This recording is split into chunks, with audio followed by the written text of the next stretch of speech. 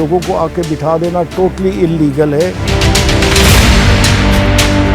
کشمیری اکثریت ہے اس کو اقلیت میں تبدیل کر دیا جائے گا۔ کیا ہم کشمیری یوں ہی ختم ہو جائیں گے غیر کشمیریوں کے نام پر؟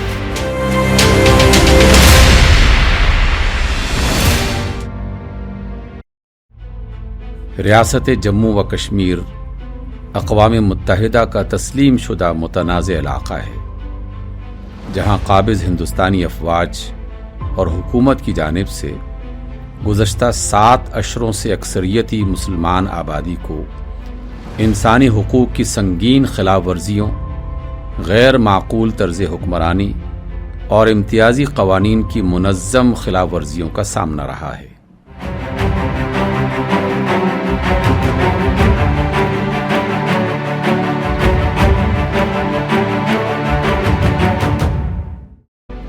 پانچ اگست 2019 کو آرٹیکل 370 اور 35A کی منسوخی کے بعد صورتحال مزید بگڑ گئی، جب ہندوستان ریاست کو خصوصی خود مختار حیثیت اور مستقل رہائش کے قوانین کی منسوخی کے علاوہ جموں و کشمیر تنظیم نو ایکٹ 2019 کے ذریعے اپنے زیر قبضہ متنازع علاقے کو مرکز کے زیر انتظام مزید 2 انتظامی اکائیوں میں تقسیم کر دیا گیا۔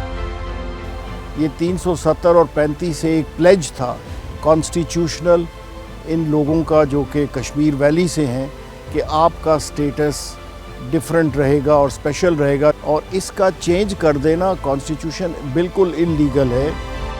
ہندوستان کے اس اقدام کو دنیا بھر کے قانونی ماہرین نے یک طرفہ اور غیر منصفانہ انضمام قرار دیا ہے، جو از خود بین الاقوامی قانون کی بھی خلاف ورزی ہے۔ واضح رہے کہ ہندوستان کے اپنے آئین کے مطابق بھی اس خطے میں نئی دہلی کی موجودگی فوجی قبضہ ہے، کیونکہ وہی اصول جو کہ سپریم کورٹ نے اندرا گاندھی کے کیس میں اور جویندا بھارتی کے کیس میں دیے ہیں وہی یہاں لاگو ہیں اور اس سے وہ ہٹ نہیں سکتے۔ 5 اگست 2019 کے اقدام تنازع کشمیر میں ایک اہم ترین موڑ ہے۔ ریاست جموں و کشمیر پر قبضے کی ابتدا ہی سے بھارت جہاں نو آبادیاتی طرز حکمرانی قائم کرنے کی کوشش کر رہا ہے، لیکن آرٹیکل 370 اور 35A کی منسوخی کے بعد نو آبادیاتی ہتھ کنڈوں کا استعمال ماضی کی نسبت کہیں زیادہ کیا جانے لگا، اور ہم ابھی تک 2019 کے 5 اگست کو نہیں بھول پائے ہیں۔ نہ بھولنے کی وجہ یہ ہے کہ معاملات جو ہیں وہ سنگین سے سنگین تر ہوتے جا رہے ہیں، خرابیوں میں اضافہ ہوتا جا رہا ہے، ہمارے لوگوں کی پریشانیوں میں اضافہ ہوتا جا رہا ہے۔ نہ صرف ہمارے لوگوں کی پریشانیوں میں اضافہ ہوتا جا رہا ہے، بلکہ جو کشمیری نہیں ہیں ان کی تعداد میں بھی بہت بڑا اضافہ ہوتا جا رہا ہے۔ 20 لاکھ سے زیادہ غیر کشمیری اب کشمیر بنائے جا چکے ہیں۔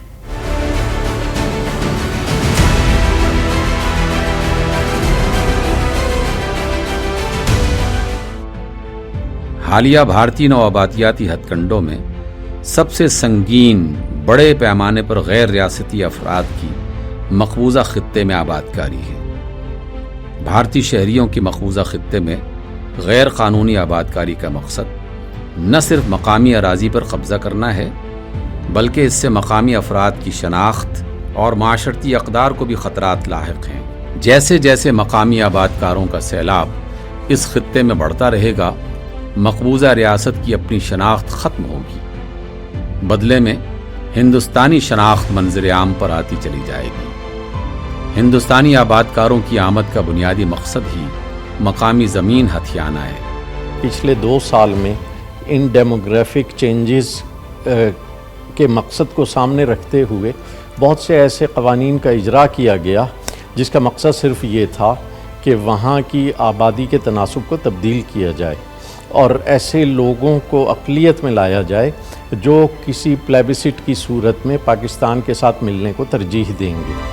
اسی لیے ہندوستان ریاست نے 5 اگست کے غیر قانونی اقدام سے پہلے ہی کشمیریوں کی زمین پر قبضہ کرنا شروع کر دیا تھا۔ 2018 تک بھارتی فوجی دستوں نے کشمیر میں تقریباً 54,000 ایکڑ مقامی اراضی پر غیر قانونی قبضہ کر لیا تھا۔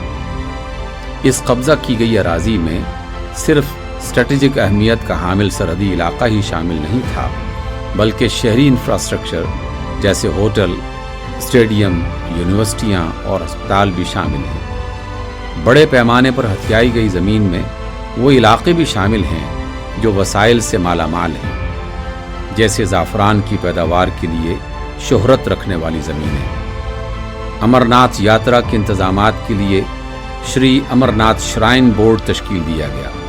پھر یاتریوں کو سہولیات فراہم کرنے کے لیے ریاست میں PDP اور کانگریس کی مخلوط حکومت کی کابینہ نے شرائن بورڈ کو 800 کنال زمین منتقل کرنے کا فیصلہ کیا۔ عارضی پناہ گاہوں اور سہولیات کی تعمیر کے لیے جنگلات کی زمین کو منتقل کرنے کی کوشش بھی کی گئی تھی۔ جائیداد سے متعلق قوانین میں ترمیم کر کے انڈیا کے ہر شہری کو کشمیر میں غیر زرعی زمین خریدنے کا اہل قرار دیا گیا۔ ساتھ ہی حکومت کو زرعی زمینیں مفاد عامہ کے لیے استعمال کرنے کا اختیار بھی دیا گیا۔ فوج کو یہ اختیار دے دیا گیا کہ وہ کسی بھی علاقے یا قطع ارض کو اسٹریٹجک اہمیت قرار دے کر اسے اپنے قبضے میں لے سکتی ہے۔ قابض بھارتی حکومت نے یہ بیانیہ تشکیل دینے کی کوشش کی کہ آرٹیکل 370 نے کشمیر میں ترقی کی راہ کو مسدود کر رکھا تھا، کیونکہ سرمایہ کار وہاں 5 اگست سن 2019 سے قبل زمین نہیں خرید سکتے تھے۔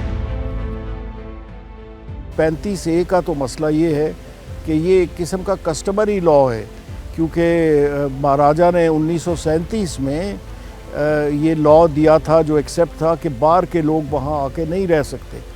تو ڈیموگرافک چینج وہ جو کر رہے ہیں مسخ کر کے 35A کو، اور ان کا جو 1957 کا قانون ہے، تو وہ یہ نہیں کر سکتے۔ لوگوں کو آ کے بٹھا دینا ٹوٹلی انلیگل ہے، اور اس کے لیے انڈیا جواب دہ ہوگا، اور یہ ایک قسم کا کرائم اگینسٹ ہیومینٹی ہے، کیونکہ اس کو چینج کرنا آبادی کو، وہ جیسے 2-2 کیس اور باقی کیسز انٹرنیشنل جورسپروڈنس میں ہیں، تو یہ نہیں کر سکتے۔ انڈیا اس سے آگاہ ہونا چاہیے۔ ریاست جموں و کشمیر کی خصوصی حیثیت منسوخ کرنے سے خطے کے وسائل کے استحصال کی راہ بھی ہموار کی گئی۔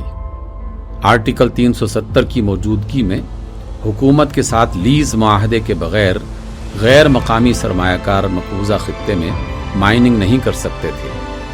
5 اگست 2019 کے بعد جنوری میں شروع ہونے والے مائننگ کے معاہدوں کے لیے تمام بولی ایک ایسے وقت میں آن لائن مانگی گئی جب کشمیر میں انٹرنیٹ رابطہ کنیکٹیویٹی نہ ہونے کے برابر تھی۔ اس کا نتیجہ کشمیریوں کے کاروبار کو موت کا جھٹکا ثابت ہوا۔ تاریخ میں پہلی بار کشمیر میں معدنیات کے تقریباً 70% کانٹریکٹ غیر کشمیریوں نے حاصل کیے۔ مقبوضہ خطے میں آبادی کا تناسب تبدیل کرنے کی کوشش اس 73 سالہ پرانے سیاسی تنازع کو مذہبی تناؤ میں بدل رہی ہے۔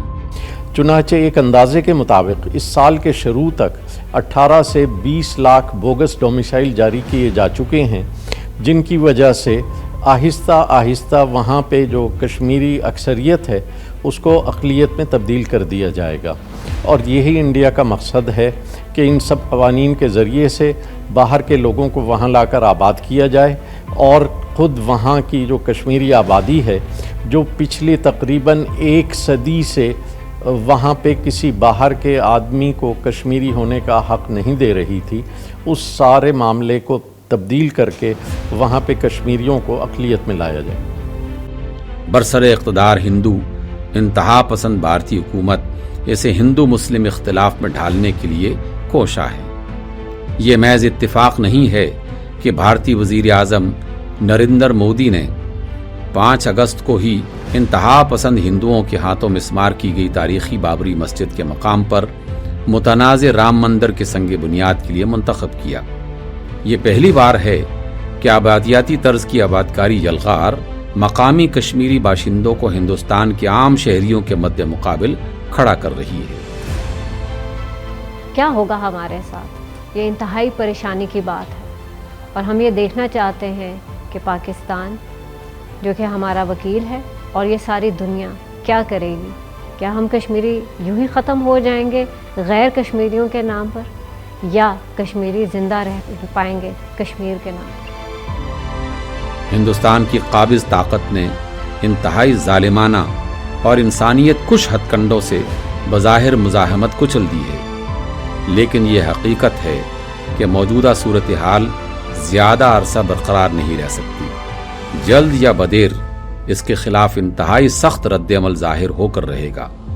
لامحالہ کشمیر میں خانہ جنگی جیسی صورتحال پیدا ہو کر رہے گی۔ غالب اکثریت کے خلاف نو آبادیاتی طاقتوں کی جابرانہ قوت اور ان کا حمایتی ایک چھوٹا سا مقامی طبقہ نہ ماضی میں کہیں ٹھہر سکا ہے، نہ اب ٹھہر سکے گا۔ آزادی کا مطلب کیا؟ ہم کیا چاہتے ہیں؟ We want freedom! We want freedom!